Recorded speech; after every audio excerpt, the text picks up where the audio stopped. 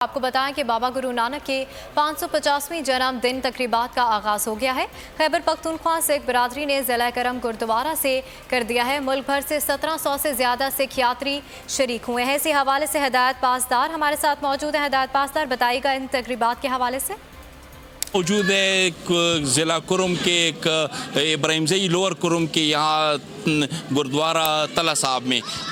اور یہ اس ہمارے ضلع کرم کا اور جو سابقہ کرم اس کا حسن ہے کہ جہاں پہ یہ اللہ نے قدرتی جو مناظر ہے اسے حسن سے مالا مال کیا ہے، وہیں پر یہ بھی اس کا حسن ہے کہ یہاں پہ ہماری جتنی بھی یہاں پہ جو سکھ برادری ہے، ہندو برادری ہے اور اس کے ساتھ جو عیسائی برادری ہے اس کے یہاں پہ عبادت گاہیں ہیں، ان کے یہاں پہ مذہبی مقامات ہے اور یہاں پہ ان کی عبادات ہوتی ہے۔ اس کا بیسیکلی مقصد یہ ہے کہ بابا گرو نانک کا جو 550واں برتھ ڈے سیلیبریشن آ رہا ہے وہ بھی ہم نے سیلیبریٹ کیا، اور اس کے ساتھ ساتھ ملک کی امن سلامتی کے لیے بھی خصوصی دعائیں کی گئی، اور کرم ایجنسی میں تقریباً ہمارے 1700 سکھ کمیٹی نے اس پروگرام میں شرکت کی، اور ہمیں بڑا اچھا لگا کیونکہ کچھ لوگ یہاں سے کرم سے ہی تھے، اور 14 اگست ہم نے یہاں پہ سیلیبریٹ کیا۔ میں حکومت خیبر پختونخوا سے ریکویسٹ کروں گا اور ڈیمانڈ بھی کروں گا کہ پورے کرم میں واحد یہ 3 گردوارے